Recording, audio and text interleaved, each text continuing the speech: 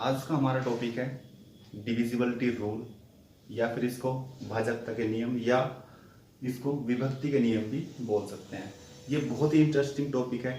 अगर आपने इस टॉपिक को समझ लिया तो ये समझ लीजिए कि आपने डिवाइड बहुत ही आसानी से सीख लिया। डिवाइड करने में डिविजिबिलिटी का बहुत ही बड़ा रोल होता है। अगर आपने ये चीज़, इस कॉन्सेप्ट को आपने समझ लिया तो आप डिवाइड बहुत ही आसानी से कर सकते हैं। तो चलिए अपने डिवाइड को आसान बनाने के लिए हम इस रूल को सीखते हैं। तो सबसे पहला जो रूल आता है हमारा, दो से विभक्ति के नियम। तो दो से विभक्ति के नियम क्या कहता है? ये नियम तो इसमें लिखा है कि यदि किसी संख्या का इकाई का अंक शून्य या सम संख्या हो तो क्या होगा? दो से विभाजित होगा। तो दो से विभाजित, इसका एक एग्जाम्पल देख लेते हैं कि कैसे होएगा। हम कोई भी एग्जाम्पल लेते हैं। ये देखो, ये इकाई का अंक यानी कि इसमें क्या आ गया? लास्ट में जीरो आ गया। अगर इसको हम टू से डिवाइड करें तो ये बहुत ही आसानी से हो जाएगा। टू टू जा फोर, टू वन जा टू, टू टू जा फोर और ये जीरो। तो देखिए कितनी आसानी से कट गया। ठीक है। और दूसरा क्या है इसमें कि किसी मतलब किस संख्या के लास्ट में अगर क्या आ जाए हमारे सम संख्याएं, या फिर 2 4 6 8। तो देखिए इसका भी एग्जांपल देखते हैं। 8, चलिए सबसे पहले हमने 8 ले लिया। तो अगर यहाँ पे सबसे लास्ट में 8 आया तो ये 2 से बहुत ही आसानी से डिवाइड हो जाएगा। 2 2 जा 4, 2 1 जा 2, 2 4 जा 8। ये देखिए कितनी आसानी से 2 ही सेकंड में इसको हमने सोल्व कर दिया। तो ये तो थे दो से विभक्ति के नियम कि यदि किसी संख्या का इकाई का अंक शून्य या सम संख्या हो तो वो 2 से आसानी से विभाजित हो जाएगा या फिर डिवाइड हो जाएगा। ठीक है। तो चलते हैं अब अपने नेक्स्ट रूल पर, जिसे बोलते हैं 3 से विभक्ति। तो 3 से विभक्ति का नियम क्या कहता है कि यदि दी गई संख्या के सभी अंकों का योग 3 से पूर्णतः विभक्त हो जाए तो वो क्या होगी? वो, इसके लिए एक एग्जांपल लेते हैं। एग्जाम्पल 2 3 1 2 1। तो इसको अगर हम देखें 2 + 3 + 1 + 2 + 1, तो इसका योग कितना होता है? इसका सम कितना होता है? 2 4 5। तो इसका सम कितना होता है?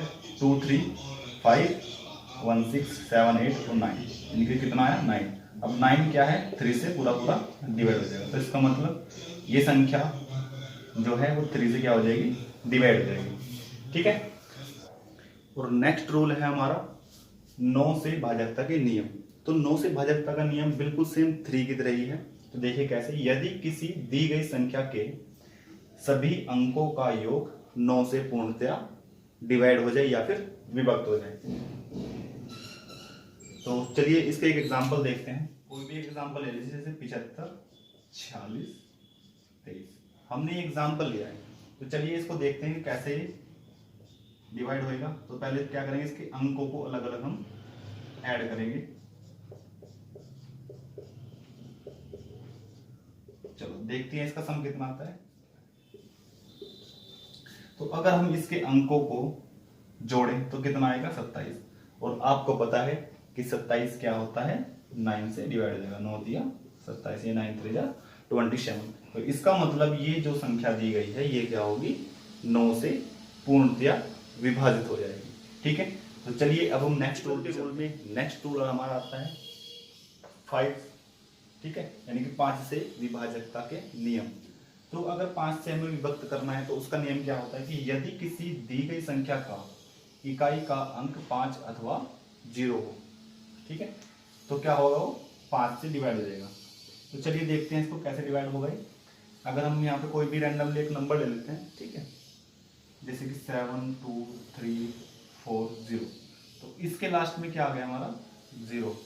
अगर लास्ट में 0 आ गया तो इसका मतलब क्या है कि ये जो संख्या दी गई है ये 5 से डिवाइड हो जाएगी।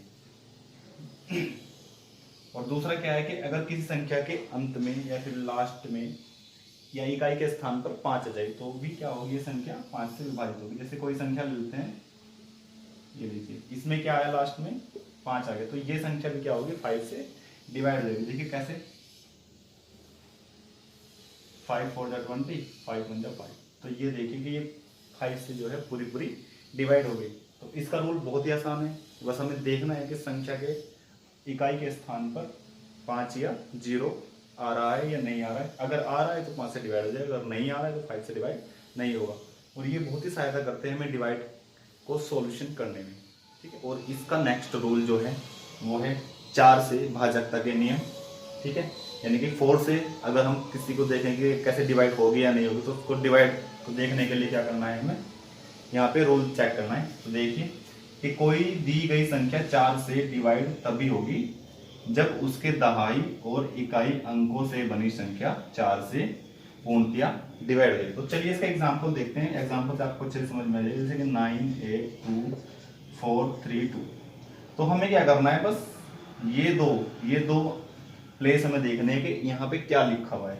इकाई और दहाई का मतलब क्या होता है कि ये प्रथम जो स्थान है इसमें हमें देखना है कि यहाँ पे क्या लिखा है। अगर ये 4 से डिवाइड हो जाता है तो क्या होगा, पूरी संख्या भी 4 से डिवाइड हो जाएगी। तो 4 8 जा 32, यानी कि 4 से पूरा डिवाइड हो जाता है। तो इसका मतलब क्या है कि जो ये संख्या दी गई है हमें, ये 4 से पूरा डिवाइड हो जाएगी। और अगर इतनी बड़ी संख्या को हमें 4 से डिवाइड करना है, देखना है, तो हमें क्या करना है, लास्ट के 2 अंक देखो और बहुत ही आसानी से ये क्या होगा, डिवाइड समझ में। अगला जो हमारा नियम है वो भी बिल्कुल 4 की तरह ही है। जैसे 4 से डिवाइड का नियम था, ऐसे ही 8 से डिवाइड का नियम है। तो देखिए 8 से भाजकता का नियम, तो 8 से भाजकता का नियम भी यही कहता है कि कोई दी गई संख्या 8 से डिवाइड तभी होगी जब उसके सैकड़ा, दहाई और इकाई अंकों से बनी संख्या 8 से पूर्णतः डिवाइड हो जाए, ठीक है। तो चलिए इसका एग्जाम्पल भी देख लेते हैं। जैसे हमने कोई रैंडमली कोई संख्या ले ली 2 0 1 2 0 1 6। हमने ये एक संख्या उठाई है, एक नंबर उठाया है। तो चलिए इसको देखते हैं कि 8 से कैसे डिवाइड होएगा। तो इसमें 8 से तभी डिवाइड हो पाएगा जब सैकड़ा, दहाई और इकाई के अंकों से जो बनी हुई संख्या है वो 8 से डिवाइड हो रही है नहीं। यानी कि इकाई, दहाई, सैकड़ा, यानी कि 3 अंक कहाँ तक आ गए हमारे, यहाँ तक आ गए। अगर ये तीनों अंक 8 से पूरे डिवाइड हो जाते हैं तो क्या होगा, 8 से भाजकता का नियम उसमें पूरा लागू हो रहा है। तो चलिए देखते हैं इसको। 8 2 जा 16, तो ये तो पूरा कट गया, तो इसको काट करके 2 आया। तो इसका मतलब क्या है कि जो संख्या दी गई है ये क्या होगी, ये 8 से पूरी डिवाइड हो जाएगी, ठीक है। तो नेक्स्ट रूल को देखते हैं। अगला रूल जो है बहुत ही इंटरेस्टिंग है, ये आपको सीखना चाहिए, ठीक है। तो अगला रूल जो हमारा है वो है 7 से भाजकता के नियम। 7 से भाजकता के नियम बहुत ही आसान होता है, बस आपको थोड़ा सा गौर करके इसको समझने की जरूरत है। तो चलिए देखते हैं इसको कैसे करते हैं। तो ये कहता है कि यदि इकाई अंक को छोड़कर शेष बची संख्या में से इकाई अंक का 2 गुना घटा देने के बाद बची संख्या 7 से डिवाइड हो। तो चलिए कोई एक संख्या उठा लेते हैं, इसको समझते हैं कि कैसे होगा। 8 8 2 हमने कोई एक संख्या ले ली। तो इसने क्या कहा था कि इकाई का अंक का 2 गुना, यानी कि इकाई का अंक कितना है, इसका 2 है। तो शेष बची संख्या कितनी है, 80, और ये कितना है 2। तो कितना घटाना है इसका, 2 गुना, तो 2 2 जा 4। तो बस 4 घटाएं तो कितना बचेगा, 84। इसको 7 से डिवाइड करके देखते हैं। तो 7 1 जा 7, 7 2 14। तो जो ये पूरा 7 से डिवाइड करता है। अगर ये पूरा 7 से डिवाइड हो गया तो इसका मतलब जो ये संख्या दी गई है ये क्या होगी, इस 7 से पूरी डिवाइड हो जाएगी। और ऐसे ही प्रोसेस हम तब तक करते रहेंगे जब तक ये संख्या जो है 7 से डिवाइड ना हो जाए। इसको नेक्स्ट आगे भी दोहरा सकते हैं। जैसे अगर आगे कोई संख्या आगे बढ़ जाती है, बड़ी संख्या जाती है, तो भी इसको क्या कर सकते हैं हम, ऐसे ही कंटिन्यू करके इसको देख सकते हैं कि 7 से डिवाइड होती है या नहीं।